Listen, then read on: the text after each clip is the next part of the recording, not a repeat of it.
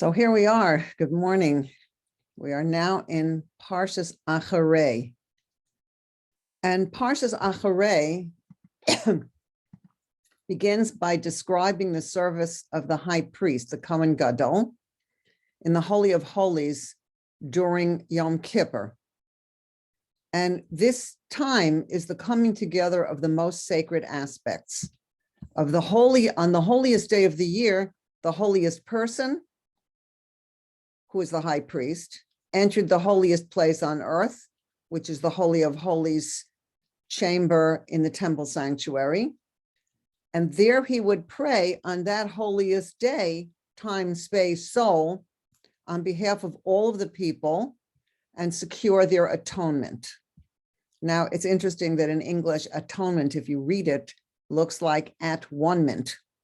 And this is a particular time where the whole people becomes at one with God in the holiest, most specific way in terms of the Jewish holidays.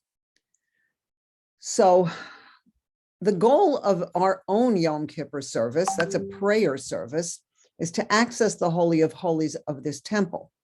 So what does that mean today? What does that mean for us on an inner way and also in terms of the work of the Kohen Gadol? So the main work of Yom Kippur in the days that the temple stood was the special service of the high priest. So this is to some extent described in Parsha Acharei. During the entire year, the temple rituals were also performed by other priests, but on Yom Kippur, the Kohen Gadol alone performed all the temple rites connected with the holy day. So the service of the Kohen Gadol on Yom Kippur had two parts. While doing the first, the high priest wore garments that also contained other materials, but they were called garments of gold. During the other part of the services, he wore what's called bigdei lavan, simple white linen garments. So there were the garments of gold that were used at some times in the service, and then there were the white garments that were used at other times. Now, there were three separate sections in the Holy Temple. The temple court, which is called the Azara, the sanctuary, the Heichal, and the Holy of Holies. And only on Yom Kippur, the Holy of Holies was entered, and only by the high priest. So the Kohen Gadol did the services in the two temple courts and in the sanctuary wearing garments of gold, while during the service of the Holy of Holies, he wore only the white linen garments. Now, when the temple was destroyed, we need to know that only the physical building, the stone, the gold, and the silver were lost. And today we have but that doesn't mean that the inner temple was lost, or actually the inner part of the temple itself physically was lost. As we've spoken before, the Heichal, the inner part, the ark, was placed in a chamber under the place of the ark. So that will come up again. Today we have no temple service. So instead we pray. And with our prayers, we attempt to make the connections in spiritual terms of the Holy Temple service. And hopefully through this, we elicit the same result, the same atonement, which was affected by the temple service of long ago. But we need to know, we think about Yom Kippur, such a holy day, we need to know that the inner spiritual edifice cannot be destroyed ever. The previous Lubavitcher Rebbe, the sixth Lubavitcher Rebbe, Rabbi Yosef Yitzchak Schneerson, said, only our physical bodies were put into physical exile and subjected to external authority. Our souls were not driven into exile and were never given over to alien domination. So what that means is that the soul is always free and no one controls the soul. The spiritual temple, which is inside each Jew, is affected by the dimension of time, the various times of the year. And when Yom Kippur arrives, every Jew is the high priest in his own temple. he has to perform all the temple rituals himself and not rely on another person. So all the work that we do on Yom Kippur, the fasting, all the things that we do, we have our own service. And when we go inside, we're going into our own temple. This is not a place where we are relying on the rabbi to do it for us. This is a place where, even though this service is being led by a rabbi, but we ourselves are doing the inner work. Now, the service consists of two parts. The service of the Holy of Holies, when the priest or we are dressed in white, and the other rituals wearing the golden priestly garments. Now, the Rambam, Maimonides, explains that the beautiful, rich garments, including the garments of the high priest, is saying that holiness needs us to use the most beautiful and qualitative materials. So when we are doing mitzvot, when we are doing a commandment, we should make it beautiful. That's why we have a white tablecloth on the table for Shabbat, and it should be one that we consider to be beautiful. And that's, of course, relative to each person. Gold is significant and precious to people, and it's impressive and it evokes reverence.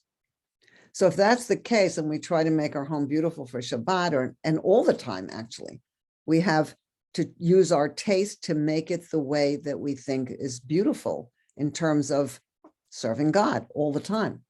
But how does that work with wearing simple white linen garments in the Holy of Holies? If the high priest is going to the holiest place, why is he taking off those golden garments and going in wearing white? Now, the Holy of Holies had the greatest level of holiness. So what was that point? Each person is here to serve God with the completeness of his own unique capabilities. When a wealthy person is asked to give charity, he can't say that he takes care of his responsibilities by Torah study or by intense prayer. He has to know that the service in the temple requires garments of gold. So that means that we use what God is giving us to serve God. So that's why it's good to give charity, to buy something to make it beautiful, to make improvements in our homes. When a wealthy person, so this wealthy person has to know that he has to give of his gold to serve God. On the other hand, there has to be the awareness that a person's obligations are not only accomplished by garments of gold. So it's not enough to give generously to sustain Torah learning and the needs of the people. Each set of garments has to be appropriate to its place. The services outside of the Holy of Holies needed garments of gold. And the Talmud says, actually, that gold was created only for the Holy Temple. Is that interesting? That God made gold in the world only for the Torah, for the temple. And even though and God made it available to the world, but its essential purpose is for the purpose of the temple. So even though gold was also available in the world, the primary purpose of gold is meant for spiritual purposes. But in the place of the Holy of Holies, with each soul being there, gold is not used. The service is done in this holy place, in this inner place. That means the Kohen Gadol service and the inner service that we do going into the Holy of Holies has to be done in pure white clothing, because here everyone is equal. So you have to know that. Then the essence of our holy soul, which is where we become at one with God and we are connected, we're all the same. Only the outsides are different, but the inside is the same. So we have to know that when we're coming to this inside place, everyone is equal. Relating to the matters that are outside of the Holy Holies, the person realizes that God gave him his own outer qualities and placed a Jewish soul within him. So he can't, so in other words, the white clothing has to do with purity, being inside the soul. The outside has to do with how we utilize God's gifts and the talents that he's giving us to do the service of God. So a person is not meant to walk around in white clothing all the time, being only spiritual. We're not supposed to be only spiritual, sit on a mountain and wear white all the time. We're meant to come into the world and do things. So when this person who is wealthy or anyone on their own level is asked to give financially to help someone, he needs to know that the temple, the yeshiva, the synagogue all need gold, which he is obligated to give. But when it comes to the Holy of Holies, he's the same as all others. He does not wear gold there. Instead, he wears the simple white linen, which is unaffected by the material world. He's aware that there was nothing in the Holy of Holies, not the showbread, not the vessels of the holy, which are in the chamber outside of the Holy of Holies. In the Holy of Holies, there's nothing but God, the Torah of the 10 Commandments, the Ark, and the high priest. And the moral implication for each one of us is that at the beginning of the year, starting with Rosh Hashanah and Yom Kippur, which are basically one 10-day unit, we show up and we reach out to God beyond reason, wanting both to connect in the deepest way and to receive God's guidance and blessings. I just want to mention that I remember reading a story about a person. This was probably in the 1700s. He was a very wealthy Jew, and he had a very beautiful home, and he gave charity all the time. I don't remember the specifics of the story. I remember one part, that in his very beautiful, rich, elegant home, which he made so that he could do mitzvot in a beautiful way, that he could invite people to eat there for Shabbat, and when people needed something, he'd give it to them. But I remember, the part that I remember is that in his home, he had a very small room, a room that he kept locked, and he would go in there once a day. That room was not a room that had tapestries and beautiful things on the walls. It was a plain, simple room with a plain, simple desk, not an elegant desk, a plain, simple desk and a simple chair.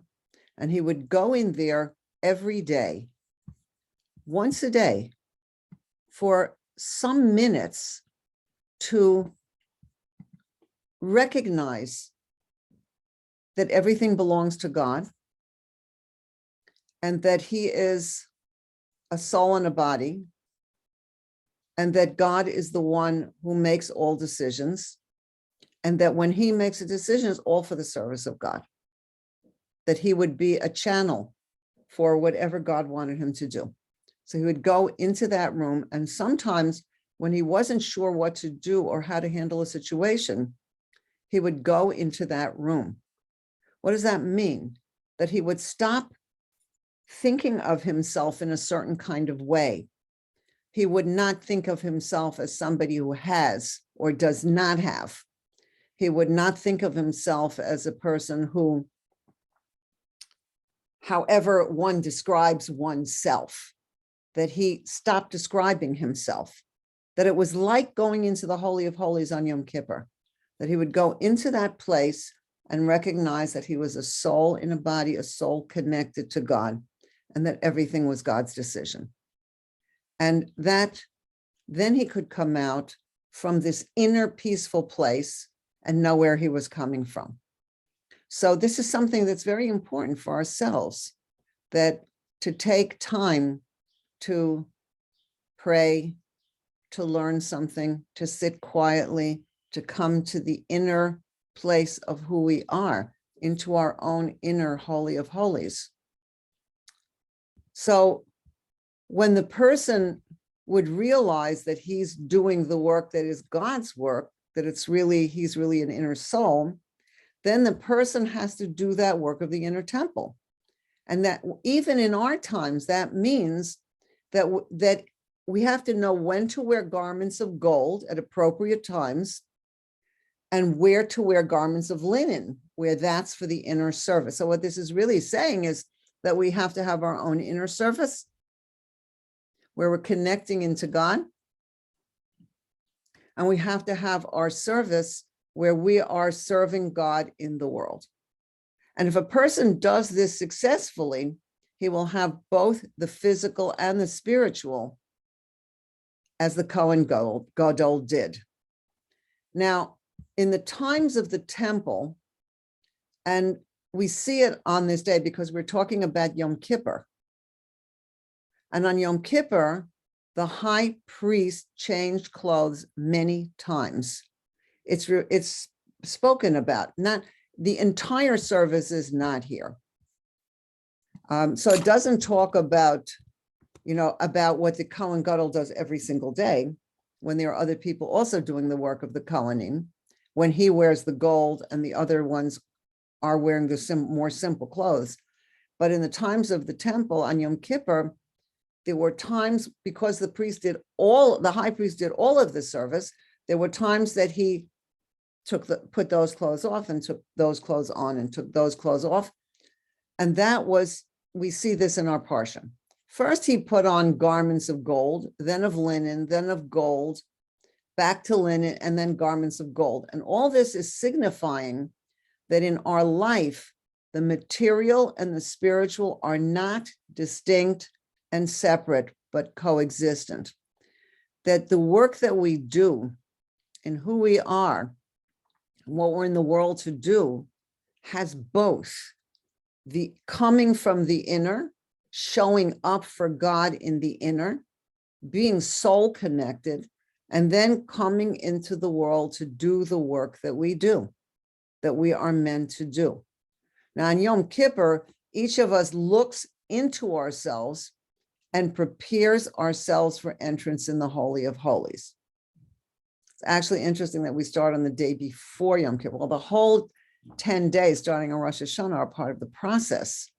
But when we are actually going to eat 2 meals on the day before Yom Kippur, we are preparing ourselves for the service of Yom Kippur.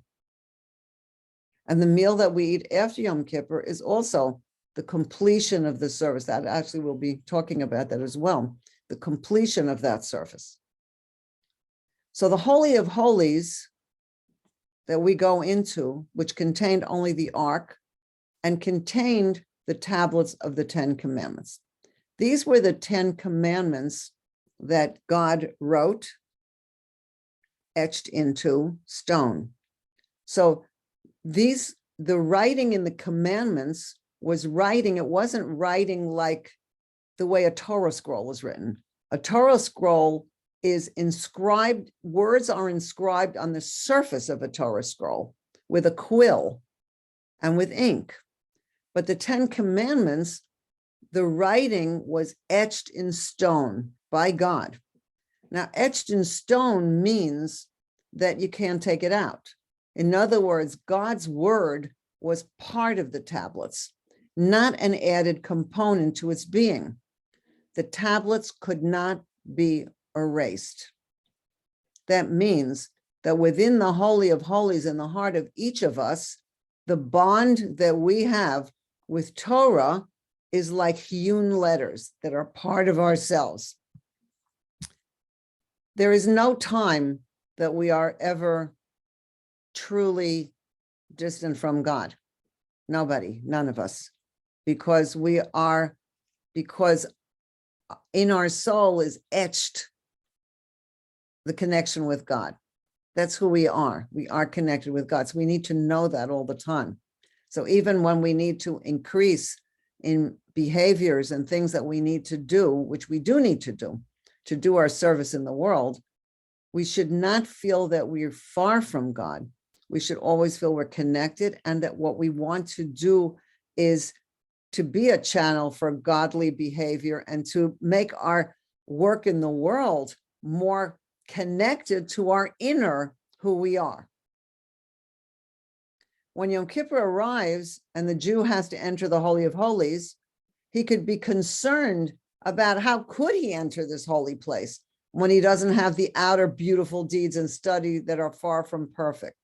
And the divine response is that entrance into the Holy of Holies does not require garments of gold with beautiful colors and ornamentation. That going into the Holy of Holies on Yom Kippur means that we are connected. This is for all of us. I remember once asking my teacher, Rabbi Yitzchak Ginsburg, he should live and be well, Yitzchak Fivish ben Brina Malka. I said, I want to be connected to God. And he said to me, you are connected. Now that's for all of us. We are connected.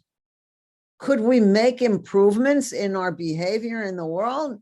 Well, that I could say for sure. And that's probably true for each of us because we have our work to do in the world. But that's more related to the colored clothing. In terms of the white clothing, there's no question. You are connected. We are connected. When he said that, it was like, oh, that was a relief. That, yes, we need to know that we are essentially connected completely. And we're in the world to do things and to do our service of God and to recognize God in the world. And for this, there's work. So what do we need to be able to do to go into the Holy of Holies, to go into this place that actually we should really go into every day, which means a time to pray, a time to learn, time to go in. So we have to be willing to start new. All that is needed is pure white clothing, a pure cleansed heart, and a pure mind. So the preparations of the day before Yom Kippur prepares us and cleanses away all the stains. So the days before, many people go to mikvahs, and there are many things that people do. This you can look up what are the preparations for Yom Kippur. But we go into Yom Kippur ready to change, to do tshuva, to become actually new in our natures, our behaviors, and how we think of ourselves. We have to be willing to change. We have to be willing to look at ourselves in a different way. When people look at themselves, I don't know why it just popped into my head, as victims or as not good enough, that is not who they are. And when people think of themselves as that way, then that's not who they are. That's all. That's not who they are. So people have to be willing to go into their inner being, ready to change, to do tshuva, to become new in our natures, our behaviors, yes, and how we think of ourselves. So going into the essential oneness, the soul in God, we go into that place from where we become actually renewed. And going in there, God renews us. So that is the connection we have, but we need to go into that place of connection. Now, the Talmud describes that the Kohen Gadol, after this long and sacred service, would recite a short prayer, which would elicit, his saying the prayer would elicit from God a good and blessed year for himself, for his tribe, and all the Jews throughout the world, both materially and spiritually. Now, each of us, when we perform our own personal spiritual service in the Holy of Holies of our soul, we can also say a few prayers which will bring out joyfulness for all of the days of the year. So a good time, I learned this from my mother, a blessed memory, a good time to pray for people is after the Shabbos lighting of candles. You can light the candles and go inside. And then, of course, we are also going into the Shabbat. So that's also true, but it's a time that we can say prayers for our loved ones. But there are times that we can do that we find during the Shemona Esrei or whenever that is. So just like the Kohen Gadol prayed for all Jews, so this is something that we can do. And the prayers of each individual Jew on Yom Kippur dressed in white garments, which is his pure heart, his sincere thoughts directed to God, this arouses divine compassion for a sweet year, a good year, both spiritually and materially, not just for ourselves and our family, but for all of us. Now, the spiritual temple within the soul of each Jew continues to exist and shall eternally remain in a state of indestructible wholeness. It's very important. Someone told me that they were once wounded to the essence of their being. And I told her that for sure I understood that she was hurt, but not to the essence of her being. No one can get to the essence of our being. The essence of our being is where we are connected into Hashem. So we need to know that who we are is much deeper than who we think we are. It's very, very important to know that. We're much deeper than what we think. Now, throughout the year, we serve God with our external conscious faculties.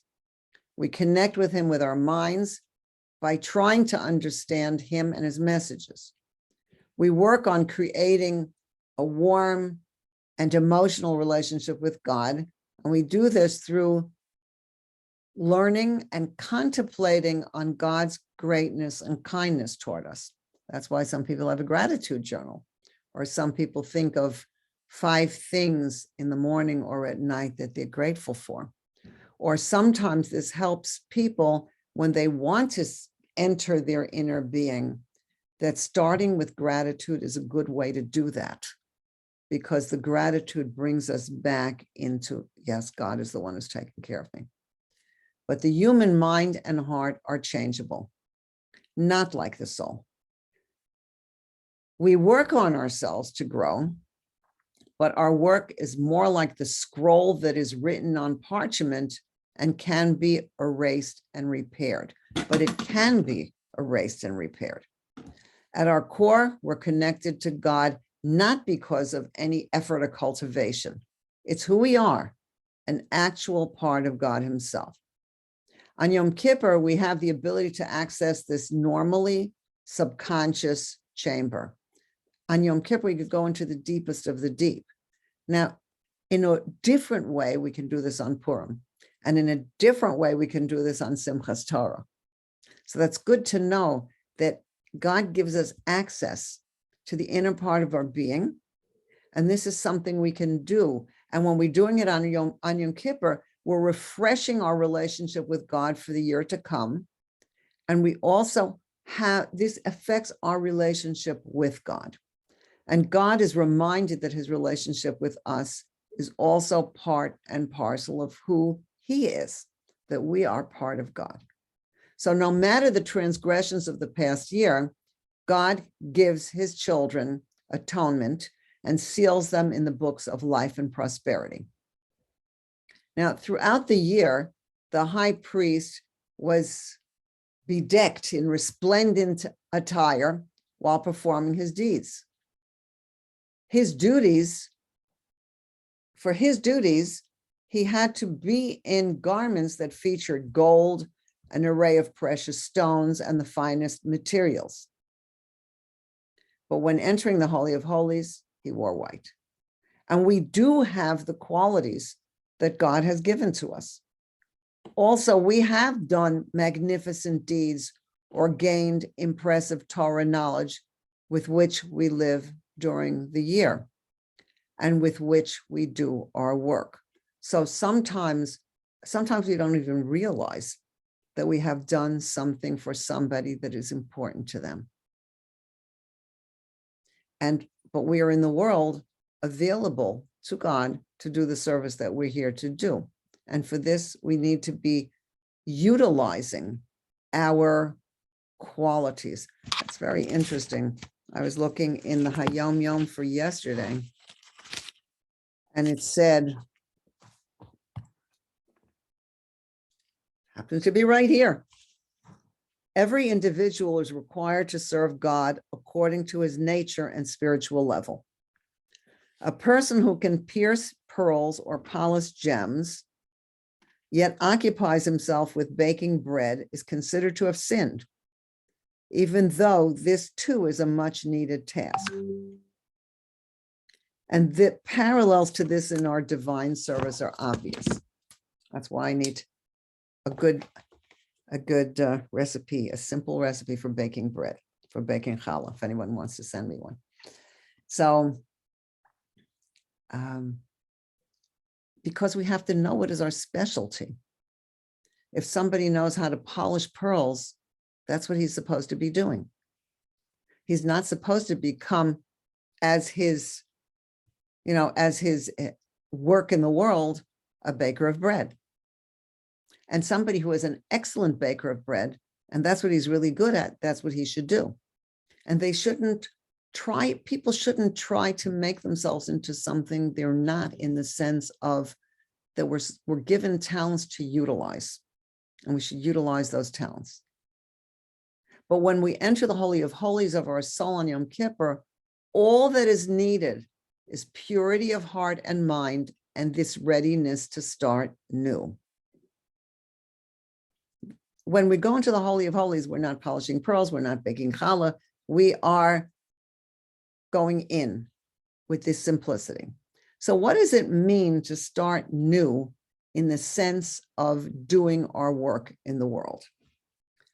Now, the Parsha sometimes is called Acharei and sometimes Acharei Mot, which are the first word and the first two words. Acharei Mot means after the deaths of Nadav and Avihu. So what we're talking about the high priest, is taking place exactly after this in the Torah. After that, God warns against unauthorized entry into the holies, Holy of Holies. That's because Nadav and Avihu went in there. Now, we learn from the error of Nadav and Avihu, who did the wrong thing for their own holy purpose as they understood it, but we can learn positively for our own service by having a different attitude from the beginning. That's what I want to talk about now, the attitude from the beginning. Nadav and Avihu only wanted to draw near to God, to go up. Their intention in life was to go up. They didn't want to get married or to have children or to be involved in worldly process. So they didn't. Their motivation was love of God, but they didn't want to fulfill what God wanted from them. Now, our purpose is not to depart from worldliness, but to live in the world. We're transforming this place to a place where God's presence is more and more known. Now, there are the expressions Ratzov'shov. Some people say Ratzov'shov. Ratzon means rushing forward, going up, motivated by love of God. And this is good, but there has to be a shov, a return to worldliness, to know that God is here. On a simple level, when we say a blessing before eating an apple, we go up and thank God for giving us this apple. But then what is meant to happen is that we come back into the world and eat the apple. And then we're utilizing the strength that we got from the apple or whatever is the food that is good for you. We're using it in the world. So this process of Ratzov'shov is an ongoing process. Now, Nadav and Avihu went forward without a shov because they had no desire for a return. The text says they entered the innermost chamber. They were not wearing all the priestly garments required for their labor. That's a quote from the Chumash. Garments means mitzvahs. Actually, when we talk about garments, they mean thought, word, and action are garments, because we are taking our inner being, our holy being, and we are dressing it in our thoughts, words, and deeds. And that's why we have to choose positive, beautiful thoughts, positive, beautiful words, and positive, beautiful deeds. And we have a choice about this. That's something we need to do. So they were not doing that. They didn't want to do the mitzvahs. They didn't want to do the work of beautifying what we are doing in the world. And many of the commandments of the Torah, because the mitzvahs are the garments too, many of them deal with the material. So how can a person in a high state of Ratzov come back and return to Shov? Now, a real state of Ratzov comes from love of God. It says, B'chol modecha, with all of our being. So a real love of God is just with all of our being, we love God. Now, to have this emotion and to experience a real return, a real Shov, it's very important. The person has to intend to return right from the beginning. So when we're beginning the run up, we have to have the intention to bring it down. So, for example, it was just Pesach. When we went into Pesach with the intention to have freedom on all levels, we need to have that intention to bring that godly freedom that God's giving us down into our reality, to act as free people. So we have to have that. So what we're thinking in the beginning affects what happens in the end. When somebody says, okay, I'll go out with you if you want to, we'll do this if you want to. What kind of time are they going to have there? Not a very good one, because their intention from the beginning is, I don't feel like going. Now they have to find in themselves the place where they either don't go, or you say, I would like to go with you. Let's do that. Let's get together and do this. And if we want to do this, we have to go into it with the intention that we're going to get something good from it, that it's going to be a time of bonding, and it's going to be a time of enjoying ourselves, that it's going to be a time of whatever the good that's going to come out of it. So rather than running up to connect to God out of our own joy, we need to connect upward in the way that God wants our connection. So we want to connect with God at all times, whether by connecting above with profound soul connection, or whether it's connecting through the mitzvahs of God's will for us in the Torah, or by doing mitzvahs, by doing commandments, that we're told this is what we're here to do. What it means is that we need to know that God is here in whatever we do. This is essential. We need to know that God is with us and God is here in whatever we do. So this means that our connection is both on the highest and on the most down-to-earth way, that we need to be connected into God. And this is the work. So what that means is that whether we're wearing white garments, or whether we are doing the work in beautiful gold garments, that we're trying to make our work in the world beautiful, that we are doing this for the sake of knowing that God is here in everything we do. If we knew that God was going to visit us, we would say, just a minute, let me put on something nicer, let me put on something better, let me put on my garments of gold. If we were saying, can I give you a cup of tea? Now, the truth is God is with us all the time. God We don't need God to walk in through the door because God is in us. We need to know that. But if we want to have a cup of tea with God, then we have to take the cup. We have to make sure that everything is as it should be, according to the halacha, toivold, that it has to have kosher, whatever is in it. And when we're saying the blessing, we're saying, blessed are you, Baruch atah. What do we mean? God is here, right here with me when I'm saying this blessing. So we could see that from the inside, we're coming from the white.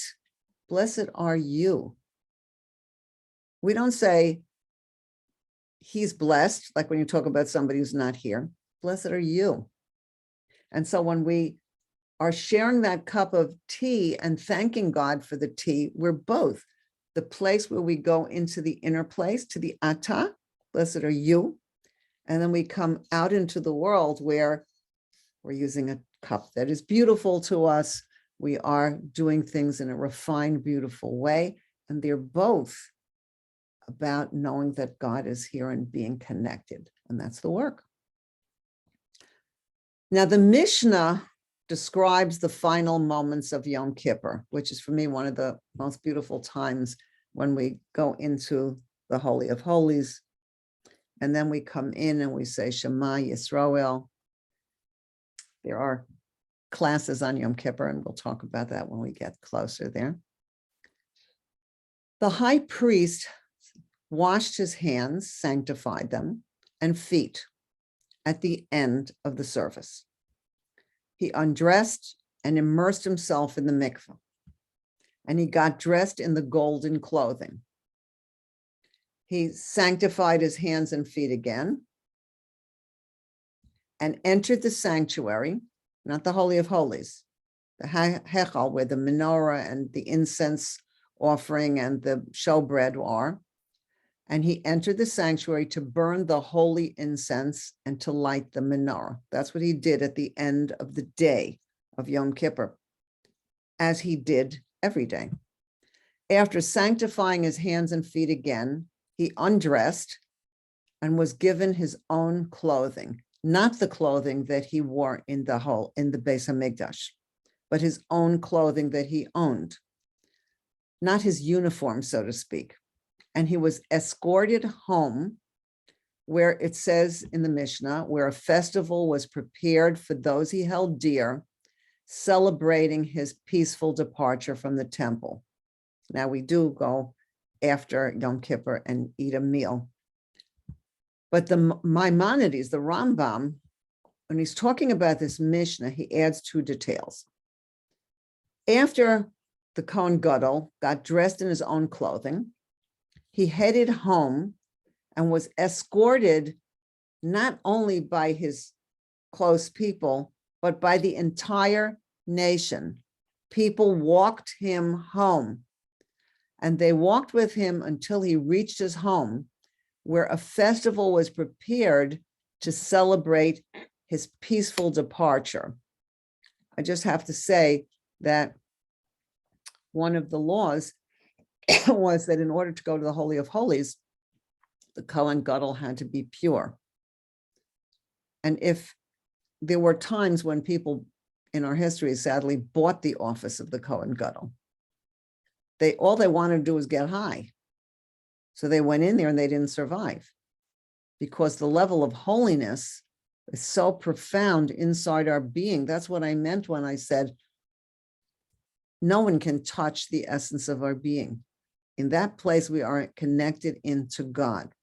So when the Kohen Gadol did the service and came out fine and did what he was meant to do, then this was so special and such a celebration for the Kohen Gadol and for the whole people, because he got this at-one-ment atonement for all of us.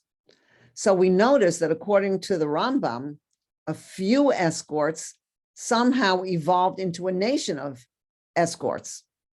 And additionally, the Rambam opens up the festival to everyone, not limiting it, like it said in the Mishnah, only to those he held dear. Now, the Rambam is saying that escorting the high priest to his home was a religious ceremony performed by all. Secondly, they turned the high priest's personal celebration into a national one. Now, Maimonides, the Rambam, was not a historian, but he was a person, he was called a codifier of the law. In other words, he was a person who explained the Torah law. And he said this was part of the Yom Kippur service. It was a sacred duty, which is why every Jew joined the convoy. Now, walking with the Kohen Gadol would extend a day of prayer and fasting. Nobody had eaten yet, into the hours that would be later in the night. They said very often the Kohen Gadol didn't come home until midnight, partially because everybody was walking with him. It became a procession, not just rushing home. So what could possibly be so important about the high priest's homebound walk? The high priest had to be married in order to do the Yom Kippur service. Remember, this is about a man, the high priest. And the reason the high priest had to do this was because he had to have connection with the whole people, not just with the men. And this is very different than what we saw with Nadav and Avihu. The high priest, marriage and family are mitzvahs, when this is what Hashem gives. But for the high priest on Yom Kippur, he had to be married. And during his service, Aaron and all future high priests shall, it says in the Torah, shall bring near his sin offering bowl and atone for himself and his household. And the sages interpret his household to mean his wife. The verse teaches that in order to perform the Yom Kippur service in the temple, he had to be married, and this would connect him to the whole people. Now, a priest whose whole worldview and lifestyle excluded family was unfit to be the high priest on Yom Kippur. He could be holy, but not the holiest. He could do holy acts, but not the holiest. And I have to say that God decides who gets married. So this was for a priest could be not married. Even a high priest could be not married, but not to do this. He could not, when it came to Yom Kippur, be not married. But that's him, so that he should identify with everybody. But that doesn't mean that a person who is not married, other than he wants to get married or she wants to get married, it doesn't mean that it is a lack in holiness. It may be something that a person desires strongly and can pray for and, meet people, and hopefully what they want will be actualized in the best way, in the right way for them. But we need to know that holiness is made at home, and we each have a home. And in that home, that's where we make our choices to do our service. So we have to be willing and happy to be at home and make our home a happy place, a beautiful place, a place where we could both access inside ourselves into God, and a place where we can do what we're here to do. And that's unlike what Nadav and Avihu did. They wanted to do the highest service, but not the service that was to be done at home. They didn't want to do the home service. So it's interesting that the law insisted that the holiest service of the year did not end at the gates of the Holy Temple, but began at the gates to the high priest's home. In other words, it wasn't, okay, bye, high priest, thanks, you did a great job. But that he came from his home and he went to his home, and that was all part of the service. So it's interesting that according to some, it says in the Torah that before putting his weekday clothes on, after doing the temple duties, the high priest would immerse in the mikveh one last time in preparation for the completion of the Yom Kippur act, which is his homecoming. And it's interesting that we see this ourselves after Yom Kippur, that we are obligated to wash for a meal after Yom Kippur. The Yom Kippur service is not over after we completed the praying. We are meant to break the fast. And it's also very interesting that we are meant to break the fast by washing and eating a Yom Tov meal. Doesn't you have to eat a lot, but ideally, you're not supposed to just eat a snack. The continuation of the Yom Kippur is that we wash and eat a meal after Yom Kippur.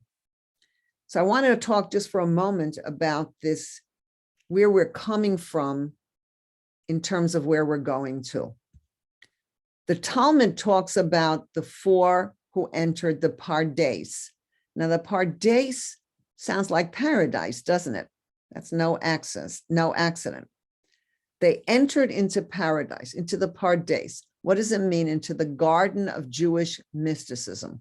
They went so high where they could learn the secrets of God's world.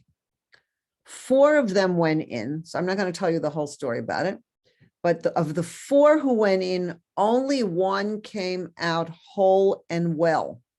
And that was Rabbi Akiva. The rest of them didn't. So then the question becomes, well, why did Rabbi Akiva come out well? And it says the words, we see this, Rabbi Akiva entered in peace and returned in peace.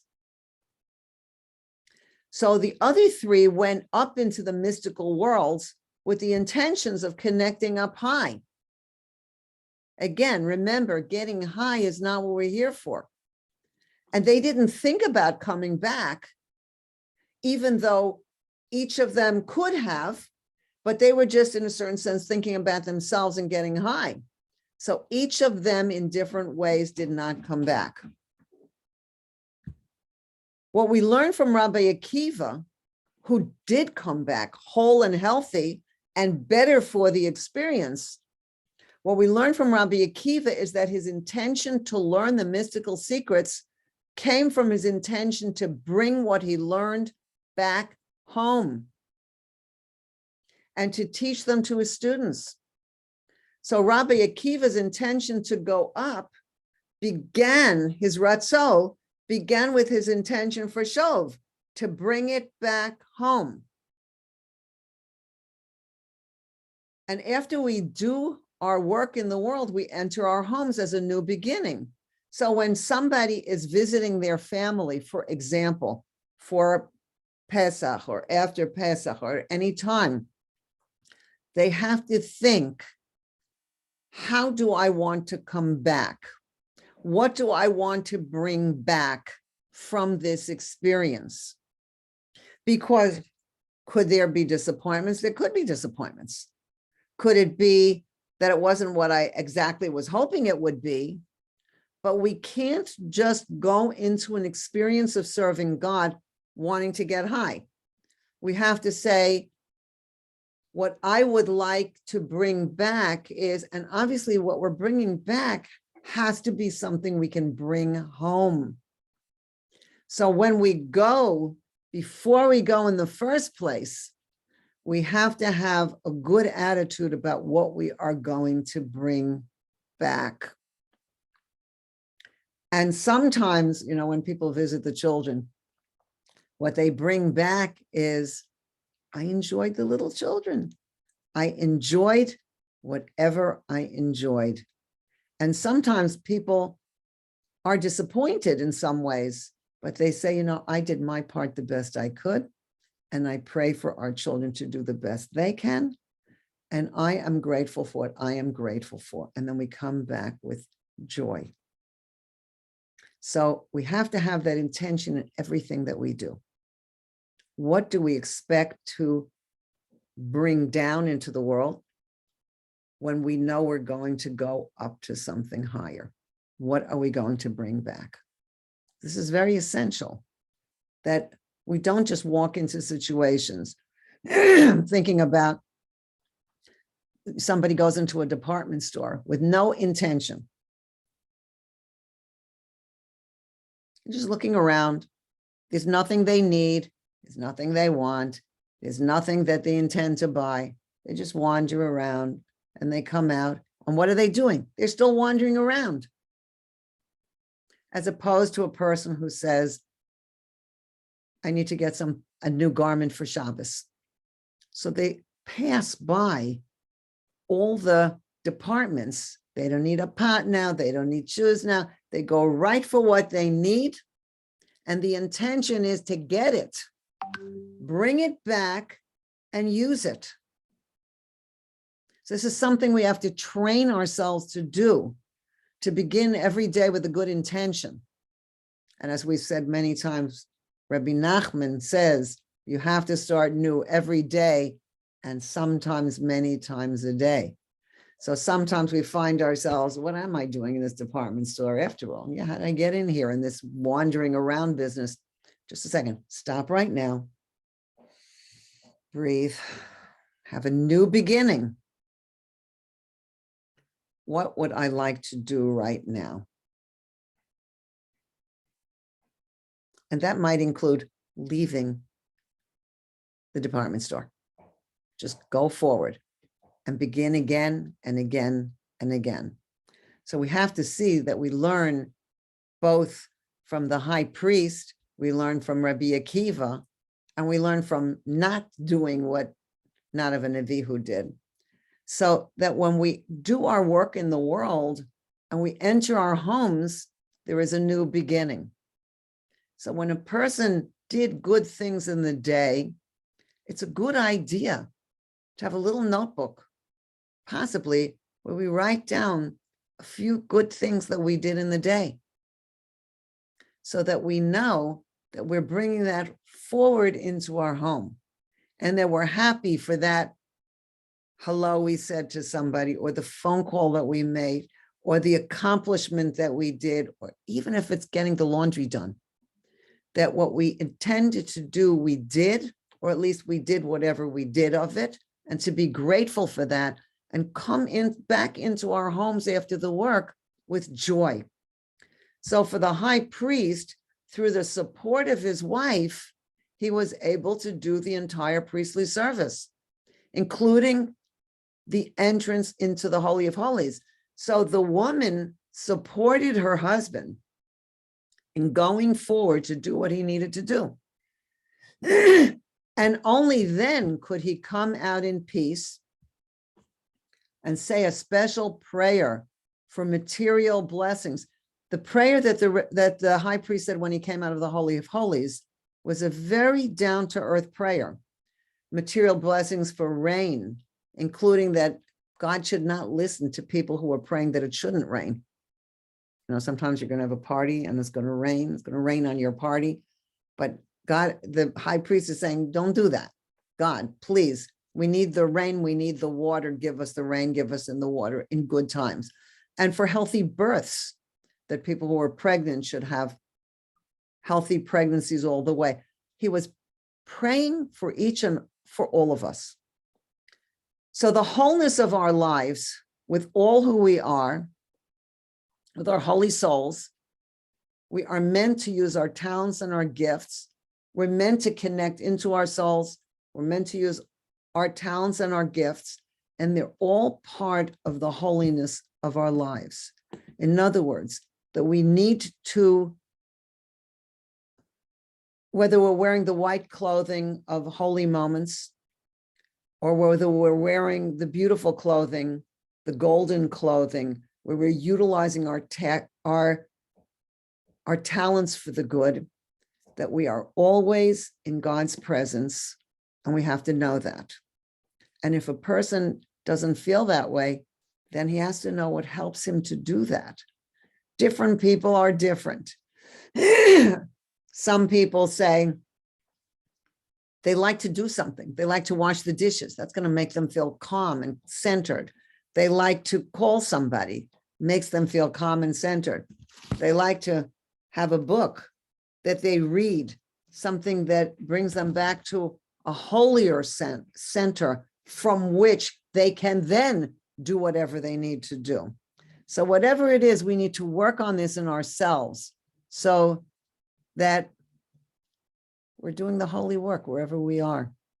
And may we be blessed to do what we are here to do and have joy and accomplishment, and always know that we're with God wherever we are. And may God bless us with all revealed good all the time.